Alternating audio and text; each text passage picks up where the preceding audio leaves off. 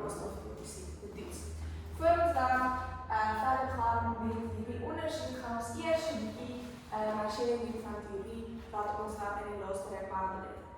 So as ons kyk na die voorstelling van 'n element in die periodieke tabel, sien ons dat die simbool CI is dan wys vir ons dat ons na koper verwys.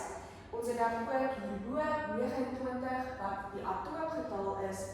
Die atoomnaam verskyn dan hieronder as koper en ons kry dan ook die benaderde relatiewe atoommassa wat dan 63,546 is.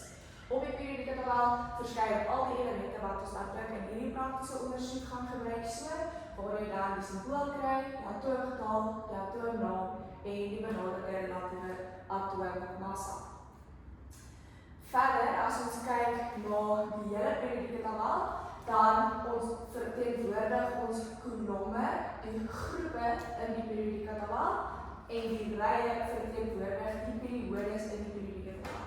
So dit wil sê, as daar gevra word om te gaan kyk waar is waterstof in die periodieke tabel, gaan jy sê hy is in groep 1, periode 1 op die periodieke tabel. Dan kry ons ons eerste kopkrapper en hierdie wetenskaplike vraag vir ons, wat is 'n atoom? So 'n atoom is die kleinste bousteen van materie. As jy byvoorbeeld waterstof gaan ontleed en opbreek, gaan jy sien dat die atoom waterstof is die kleinste gedeelte van daardie element.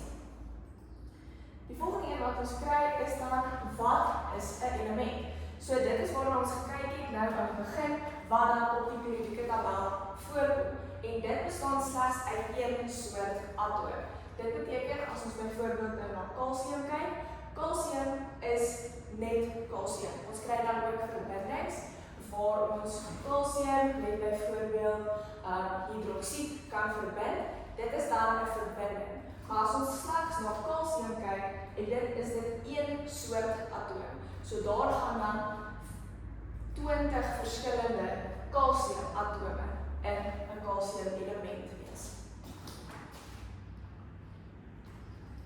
Goed, die volgende ene is dan, wat is 'n verbinding? En soos ons dan net gesê, is 'n verbinding 'n molekuule wat uit 2 of meer verskillende atome bestaan. Dit beteken dat daar is, soos ons gesê het, 'n kalsiumatoom, daar is 'n hydroksiedatoom en saam vorm hulle dan kalsiumhydroksied. En dit noem ons dan 'n verbinding. Dus 2 soorte elemente wat met mekaar verbind. Goed, dan as ons bietjie aanbeweeg na die chemiese reaksie gedeelte wat ons dan gaan ondersoek vandag, weet ons dat tydens 'n chemiese reaksie breek die chemiese bindings tussen atome en tussen elemente van die reaktanse. So dit beteken nie die elemente of die verbindings wat met mekaar reageer. Die chemiese verbindings breek en dit vorm dan nuwe verbindings wat dan ons produkte genoem word. So die reaktanse is die elemente of die verbindings wat met mekaar reageer. Chemiese bindings word gebreek en dit vorm dan op die ou einde produkte wat nuwe verbindings is of nuwe elemente. Soos ons gesê het, ons praktiese ondersoek vandag is dan die kalkwatertoets om te kyk of daar teenwoordigheid van koolstofdioksied is. Dit is dan ook die doel van ons eksperiment om die teenwoordigheid van koolstofdioksied of dan nou CO2 te toets. In hierdie ondersoek gaan ons die volgende apparate gebruik. So die eerste ene is kalkwater en dit het ek dan hierso in die glashouer. Dit is bietjie vroeër aangemaak gewees sodat die poeier kan uitsak. So jy gaan helder kalkwater gebruik en dan het ons ook 'n glasbeker wat ons gaan gebruik. Ons het 'n strooitjie, hierso is 2 strootjies wat ons dan gaan gebruik om ons koolstofdioksiedbron in die water te kan blaas en dan die koolstofdioksied wat dan deur middel van asem in die helder kalkwater geblaas gaan word. Met enige ondersoek is dit dan ook belangrik om na jou veiligheidsmaatreëls te kyk. So vir hierdie ondersoek is dit belangrik dat daar 'n laboratoriumjas gedra word. Hier is my laboratoriumjas. En dan ook kan jy 'n laboratoriumbril gebruik om seker te maak dat die kalkwater nie in jou oog vat nie. Verder as dit, kan jy seker maak dat wanneer daar in die kalkwater geblaas word, jy nie te erg die borrels laat blaas nie, sodat dit nie uit die houer uitspat nie. So jy gaan liggies in die kalkwater blaas, dit neem nie baie koolstofdioksied vir die reaksie om blaas te vind nie. Maar hierdie is die algemene veiligheidsmaatreëls waarna ons dan kyk. Hierdie toets is dan ook een van die veilige toetse wat ons doen, die veilige ondersoeke wat ons doen, daarom is daar nie nodig vir te veel veiligheidsmaatreëls. Dan kyk ons na die metode van hierdie ondersoek. So, eerstens wat ons gaan doen, ons gaan 'n klein hoeveelheid helder kalkwater in 'n glasbeker gooi, die soort myne dan nou. Dan gaan jy jou koolstofdioksiedbron kies. Die opsie wat ons dan kies is om stadig deur 'n strooitjie te blaas in die kalkwater in. So ons gaan omtrent 20 tot 30 sekondes in die kalkwater inblaas en dan gaan ons kyk wat met hierdie kalkwater gaan gebeur. So, soos ek gesê het, ons gaan dan op enige verandering in die kalkwater let en dan gaan jy jou waarnemings op jou werkkaart neerskryf. Voor ons dan die eksperiment gaan uitvoer, kyk ons net gou na die chemiese vergelyking van hierdie ondersoek.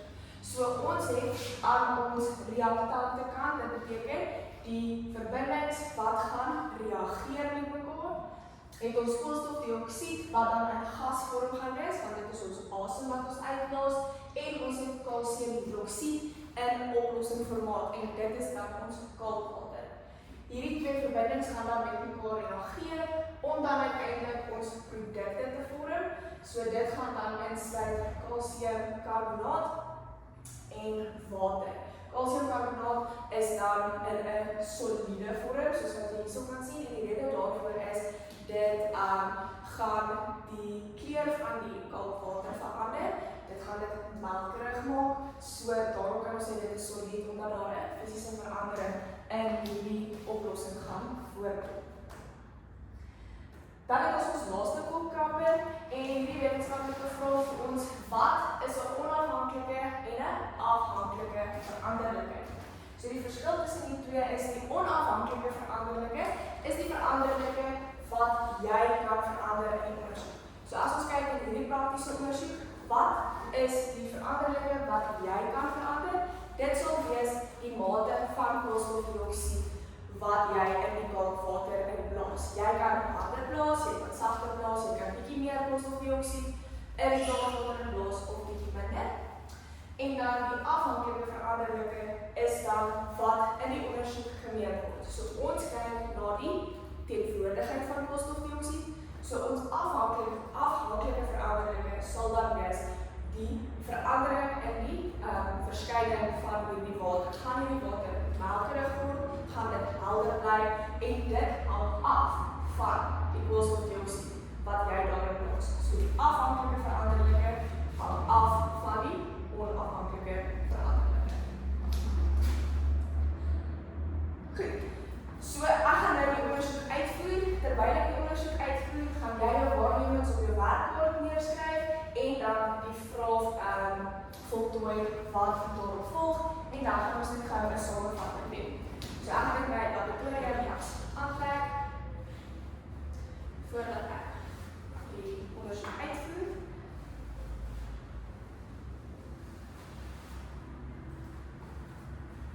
Dit is ook altyd belangrik as jy die laboratoriumjas aan het, dat jy hom wel voorknoop, sodat geen chemikalieë op jou klere mors.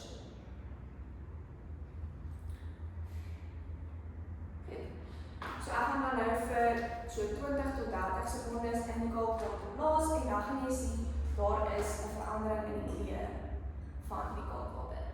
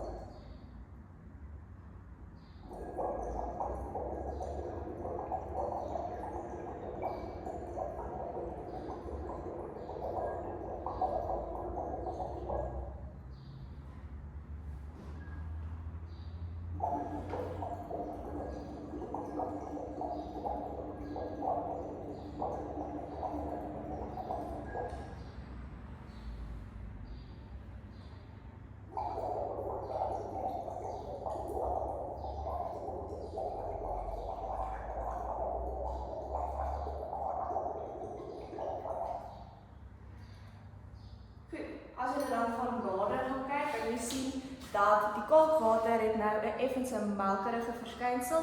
Natuurlik die helderheid of die melkerigheid van die kalkwater gaan afhang van die hoeveelheid kalsiumhidroksied wat in die water gegooi is.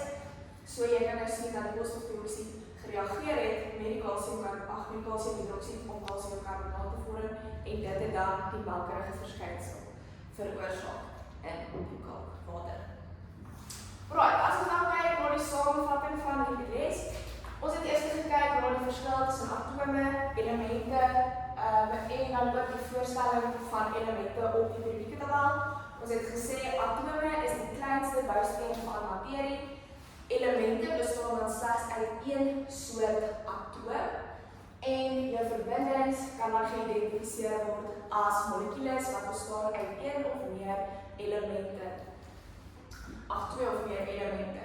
En dan het ons verder ook gekyk na wat 'n chemische reaksie is. 'n Chemische reaksie vind plaas wanneer reaktante met mekaar reageer, chemische bindings breek en dan op die ou einde produkte vorm wat nuwe verbindings dan ook voorstel.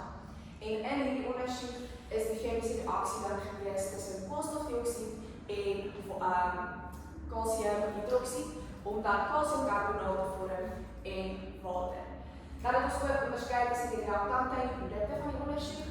Onthou, reaktante is die verbindings wat met mekaar reageer. Produkte is die verbindings wat op die uiteinde vorm. En dan het ons ook onderskei tussen onafhanklike en afhanklike veranderlinge, sowel as die veranderlinge van die eksperiment geïdentifiseer. So jou onafhanklike veranderlinge is die veranderlinge wat jy as wetenskaplike kan verander. Die afhanklike veranderlinge is gewoonlik die veranderlinge wat jy besig is om te meet. In hierdie geval was die onafhanklike veranderlinge die hoeveelheid koolstofdioksied wat jy toegepas het in die ondersoek en die afhanklike veranderlinge was dan die melkerigheid of die troebelheid van die kalkwater. Goed, hierdie sluit dan af die praktiese ondersoek van kalkwatertoets vir die teenwoordigheid van koolstofdioksied. Ek hoop julle